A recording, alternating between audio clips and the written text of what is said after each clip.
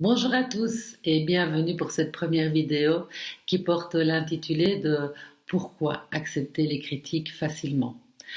Tout d'abord, je tiens à vous remercier très vivement pour les nombreux commentaires que vous m'avez laissés. Alors, le sujet m'est apparu évident grâce à vous. J'ai pu faire 3 constatations très intéressantes à propos de vos commentaires. Alors, la première, c'est que beaucoup de personnes m'ont répondu de manière privée.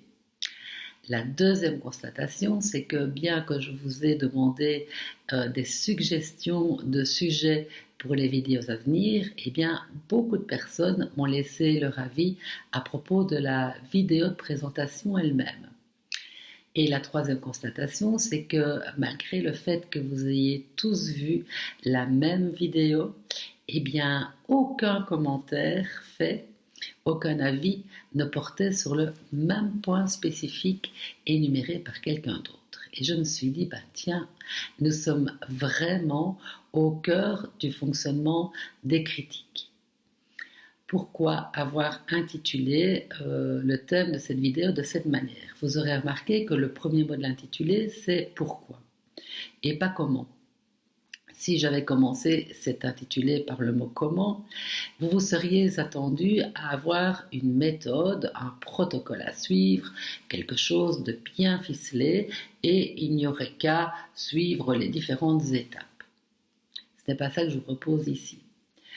En commençant par pourquoi, je vous invite à rechercher l'essence des expériences que vous vivez, et pour le thème ici, les critiques, et de vous ouvrir aux différentes pistes de réflexion à partir de ce que je vais vous expliquer. C'est beaucoup plus enrichissant, beaucoup plus ouvert et respectueux de la globalité de qui nous sommes et aussi de l'unicité de chacun. Le deuxième mot est le mot accepter. Alors, dans le langage populaire, accepter, souvent, c'est compris comme je suis d'accord. J'accepte, donc c'est que je suis d'accord. Eh bien, pour le cerveau inconscient, pas du tout. Accepter, c'est tout simplement constater. Constater, c'est établir une liste de faits objectifs. Un petit peu à l'image du policier qui vient sur un lieu d'accident, qui dresse le procès verbal en disant, ben voilà, il y a autant de mètres de freinage, la voiture A est placée comme ceci à tel endroit, la voiture B est placée comme ceci à tel endroit. Le policier va décrire les faits, va décrire ce qu'il voit, et à aucun moment, vous le verrez dans un procès verbal, bah tiens, autant de mètres de freinage, qu'il devait rouler quand même assez vite, à plus ou moins telle vitesse. Si la voiture un tel est mise à cet endroit et l'autre là, ça veut probablement dire que ceci, et jamais vous ne trouverez dans un procès verbal les interprétations et les ressentis du policier qui l'a fait. Eh bien, accepter, c'est simplement constater, et constater, bah, c'est se dire ce qui est, tout simplement. Alors, dans la vie de tous les jours, quand on accepte, on constate, et en même temps, bah, parfois il arrive que nous ne sommes pas d'accord avec ce que nous constatons. Alors, on se pose la question de dire, bah voilà, qu'est-ce que je pourrais faire, moi, pour être en accord avec moi-même dans cette situation, dans cette relation? Apparaissent alors toute une série d'actions potentielles, de décisions qui pourraient être prises. Ce qui peut encore nous freiner à nous mettre en œuvre, se dire, ouais, mais si je fais ça, ça va occasionner un investissement en temps, ou bien un investissement financier, ou en énergie, je risque de perdre ceci, je risque de froisser cette personne, ça va avoir ceci comme conséquence dans ma vie, et ça va me coûter trop cher. Quand on se trouve dans cette situation, il nous reste une chose à faire, c'est ben voilà, la situation elle est telle qu'elle est, je ne suis pas d'accord avec cette situation, cette relation, en même temps, la changer me coûterait trop cher et je suis en accord avec moi-même, de choisir de rester dans cette situation ou de cette relation telle qu'elle est. Alors vous me direz, qu'est-ce que ça change ça? Eh bien, ça change que votre état d'esprit, il est complètement différent. Vous êtes dans un état d'esprit de choix pour être en accord avec ce qui vous semble faisable ici et maintenant. C'est quand même fameusement plus porteur que d'être dans une énergie de contrainte, d'obligation ou même dans un état d'esprit où on a l'impression de subir les choses. On arrive maintenant aux critiques. Alors, quand on va voir dans le dictionnaire, souvent, quand on cherche le mot critique, le premier mot qui vient, c'est le mot jugement, avec un accent qui est mis sur quelque chose de péjoratif, quelque chose qui n'est pas appréciable, quelque chose qui ne nous convient pas. Pour le cerveau inconscient, la critique et le jugement, c'est deux choses différentes. Tout d'abord, il faut savoir que c'est quelque chose qui vient de nous, avec nos filtres, notre cadre de référence, notre ressenti. C'est donc notre vérité qui n'est pas forcément la vérité des personnes à qui c'est destiné. La critique concerne un avis sur le comportement qu'a une personne ou le caractère qu'a une situation.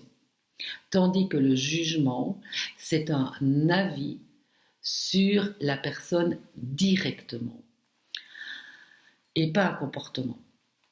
Je vous donne un exemple.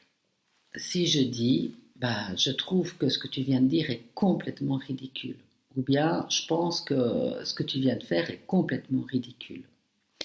On donne son avis avec notre cadre de référence sur la parole, sur l'acte et donc le comportement qu'une personne a adopté.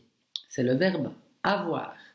Le verbe avoir veut dire que l'on peut faire sien, acquérir, et si on peut posséder quelque chose, on peut s'en défaire, on peut s'en libérer. La nature profonde de la personne n'est nullement mise en jeu. C'est donc ça une critique. Si je reprends mon exemple et que je dis à quelqu'un « tu es complètement ridicule ». Ici, j'ai utilisé le verbe être. Pour le cerveau inconscient, le verbe être équivaut à égal. C'est comme si je lui disais « toi égale ridicule ».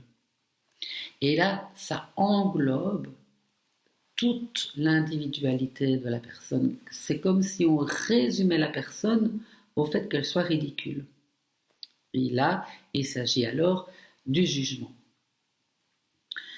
Chaque fois que nous vivons des situations de vie, on doit l'analyser par rapport à 3 aspects. Le premier aspect, c'est des autres vers nous. Nous sommes récepteurs. Dans ce thème-ci, c'est lorsque quelqu'un émet une critique sur nous, de manière directe ou indirecte. Deuxième aspect, de nous vers les autres. Dans ce contexte-ci, c'est lorsque nous émettons une critique sur une situation ou une autre personne. Et le troisième aspect, qui génère d'ailleurs les 2 autres, qui est le plus important, c'est notre relation de nous à nous. Et dans ce thème-ci, c'est les situations où nous sommes en autocritique. Vous savez, cette petite voix qui, à longueur de journée, me dit « Oh mon Dieu, que t'es bête, oh, comme t'es vieille, oh, comme tu es jalouse, oh, comme tu es intolérante, etc. » Nous sommes les champions en la matière. Nous sommes les premières personnes qui nous critiquons le plus et on ne s'en rend même pas compte le plus souvent. Alors, j'en reviens à l'exemple que je vous ai donné tout à l'heure sur cette vidéo. Je vous ai dit que vous aviez vu et entendu les mêmes images, entendu le même discours. Et pourtant, chacun a donné son avis sur un point bien spécifique. Pourquoi, à votre avis ? Chacun a parlé de quelque chose qui l'intéressait, de quelque chose qui l'avait touché, de quelque chose qui lui parlait. Chacun a mis le doigt et a porté son attention sur quelque chose qui résonnait à l'intérieur de lui. Et pour que ça résonne à l'intérieur de vous, il faut que ce soit déjà à l'intérieur de vous. Il y a juste que souvent ça se passe de manière inconsciente ou bien consciente, mais alors qu'on ne l'accepte pas et qu'on ne veut pas le voir. Vous aurez donc compris que lorsque nous émettons une critique, lorsque nous parlons de critique, il s'agit de l'avis de quelqu'un d'après son propre cadre de référence, son éducation, son passé, son vécu. Donc c'est fait avec ses filtres. Et que la critique émise ne parle pas de la personne à qui c'est adressé, mais bien de la personne qui l'émet. C'est un petit peu comme si nous étions tous à l'intérieur d'un grand tuyau, recouvert à l'extérieur par toute une série de petits miroirs. Et en fait, quand vous regardez quelqu'un, ce n'est pas la personne que vous voyez, c'est le reflet de ce qui est à l'intérieur de vous, que vous projetez sur l'autre et qui vous revient. Alors c'est une très très bonne nouvelle ça, dans tous les cas, dans toutes les trois directions. Alors, on va les reprendre une à une. La première, c'est lorsque vous recevez directement ou indirectement une critique. Vous aurez compris que vous êtes le miroir des autres et que la personne qui vous critique est en fait, sans le savoir, en train de parler d'elle. Ça ne vous concerne pas. Ça ne vous appartient pas. Il n'y a donc pas de raison que cela vous touche. La seule chose à faire, c'est de dire ou de penser, parce qu'au niveau énergétique ça suffit aussi, ce que tu vois en moi et qui te touche est en toi. Et ça renvoie la personne à elle-même. C'est retour du message à l'expéditeur. Le deuxième cas, lorsque nous avons envie, lorsque nous critiquons une situation ou quelqu'un d'autre. Vous aurez compris qu'en fait, vous ne parlez pas de la personne à laquelle vous vous adressez, vous êtes tout simplement en train de voir chez l'autre le reflet de ce que vous avez projeté. Vous êtes en train de parler de vous. Alors dans ce cas-là, on se pose, on se dit, bon, qu'est-ce que je vois chez cette personne qui me touche? Ah, je vois tel comportement. Dans quel domaine de ma vie est-ce que j'adopte ce même comportement? Est-ce que je suis d'accord d'adopter ce comportement dans ce domaine de ma vie? Qu'est-ce que j'ai à gagner à adopter ce comportement dans ce domaine de ma vie? Si je ne suis pas d'accord avec ça, qu'est-ce que je peux faire pour le changer? Et si ça me coûte trop cher de le changer, il suffit simplement de constater que ce comportement, il est présent chez nous, ici et maintenant, pour le moment, et je suis en accord avec ça, parce que ça me coûterait trop cher pour le changer maintenant. Dans le troisième aspect, quand nous sommes dans l'autocritique, c'est le stress, le conflit entre ce qui est conscient chez nous et inconscient. C'est comme si une partie de nous critiquait, donnait son avis sur l'autre partie de nous, dans un sens ou dans l'autre. Qu'est-ce qu'il est bon de faire à ce moment-là? Eh bien, tout simplement, c'est quand on a une critique, la petite voix dans la tête qui nous dit toutes ces gentillesses, c'est de dire je coupe et j'annule immédiatement la pensée que je viens d'avoir vis-à-vis de moi-même. Je coupe et j'annule immédiatement la pensée que je viens d'avoir. Ensuite, de prendre un petit temps pour penser à une de vos qualités ou un de vos dons ou quelque chose que vous avez fait et que vous avez bien réussi, quelque chose dont vous êtes fier chez vous, et de le reformuler de manière à la forme affirmative. Ainsi, énergétiquement, la pensée de critique est coupée, annulée et remplacée par un type de comportement qui vous convient et qui est positif. Alors, un petit exemple pour vous faire comprendre tout ceci est l'inutilité de vouloir casser les reflets, les miroirs que l'on trouve dans toutes nos relations. Le matin, quand vous vous levez et que vous allez à la salle de bain, je ne sais pas vous, mais moi, j'ai très rarement la tête que je souhaite avoir. Alors, qu'est-ce que je fais? Est-ce qu'il me viendrait à l'idée de casser le miroir de ma salle de bain parce que le reflet que je vois dedans ne me convient pas? Ben non. Je suppose que vous non plus. Qu'est-ce qu'on fait dans ces cas-là? Ben, on travaille sur soi. On se maquille, on se coiffe, on se rase pour les hommes. Bref, on change quelque chose sur soi. Ça ne vaudrait pas la peine de casser le miroir de la salle de bain, parce que si vous allez dans votre salon ou dans votre hall d'entrée, il y a d'autres miroirs, et tout au long de la journée, si vous ne changez rien chez vous, vous risquez fort de rencontrer d'autres miroirs qui vont vous renvoyer le même reflet que le matin. Avec les critiques, c'est le même. Pensez bien que les autres, ils sont à l'intérieur de leur tunnel, de leur tuyau, tout comme vous. Et que quand vous les regardez, ce n'est pas eux que vous voyez. C'est tout simplement, comme à la salle de bain, le reflet de quelque chose qui est en vous et que vous avez projeté sur eux. Pas la peine de les casser, pas la peine de s'énerver sur eux, pas la peine de vouloir contredire et critiquer à votre tour, ça reviendrait à casser le miroir de la salle de bain.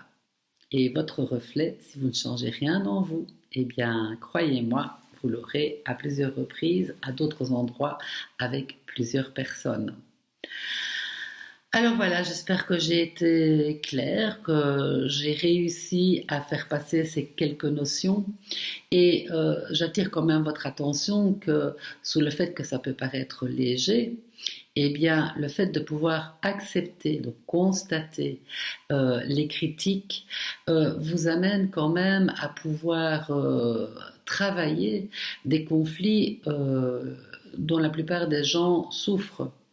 Notamment la peur du regard des autres. Quand vous avez compris ce que je viens de vous expliquer sur les critiques, vous aurez compris que le regard des autres parle de qui? De vous ou de la personne qui observe?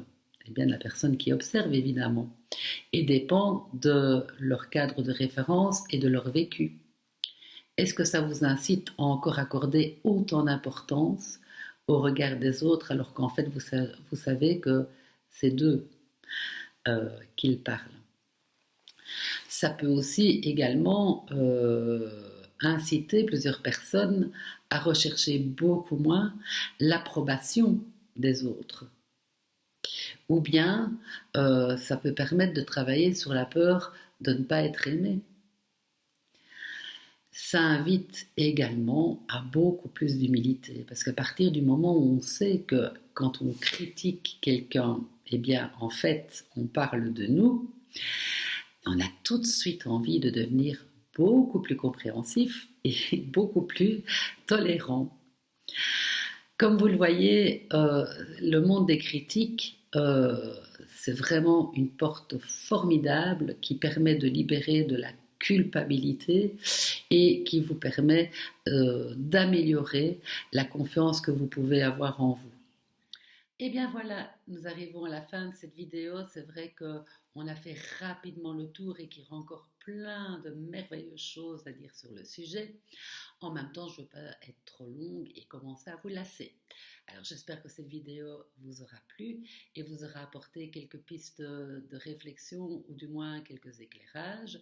Je suis bien sûr très impatiente d'avoir vos commentaires ou bien vos questions par rapport à ce qui a été dit dans cette vidéo et je vous invite à diffuser, si vous le souhaitez, cette vidéo très largement pour que le plus de monde possible puisse avoir ces quelques notions et qui sait mieux vivre leur vie de tous les jours. Je vous dis probablement à la semaine prochaine pour une nouvelle vidéo et je vous embrasse et je vous dis à bientôt. Au revoir.